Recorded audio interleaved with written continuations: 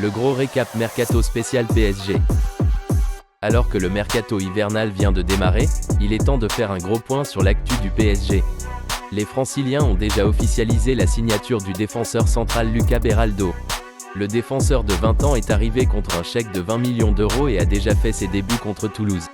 Les Parisiens devraient bientôt confirmer la signature de Gabriel Moscardo, milieu de terrain brésilien de 18 ans. Lui aussi devrait coûter 20 millions d'euros. Après avoir conclu ces deux transferts, Luis Enrique souhaite l'arrivée d'un autre milieu de terrain. Selon l'équipe, le PSG aurait un budget de 60 millions d'euros pour recruter. Il y a déjà plusieurs pistes, et la priorité serait Bruno Guimaraes. Seulement, Newcastle n'a aucune intention de lâcher le milieu brésilien. Il est aussi question de Calvin Phillips, placardisé à Manchester City. Le nom de Casemiro est aussi vaguement sorti en Angleterre.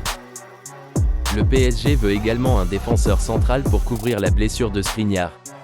Il y a 3 noms évoqués. Jean-Claire Todibo, Lenny Yoro, et même une rumeur Raphaël Varane. Enfin, pour conclure le volet des arrivées, le PSG veut recruter la pépite équatorienne Alen Obando. Concernant les départs, ça bouge aussi. Il y a le dossier Mbappé à régler, bien évidemment.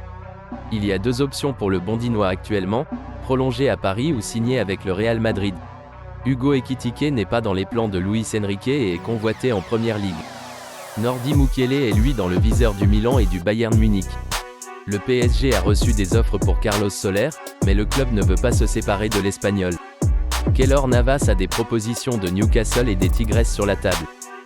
Cher Ndour veut partir en prêt pour obtenir du temps de jeu cet hiver. Enfin, Noah Lemina, revenu de prêt cet hiver, pourrait filer à Wolverhampton.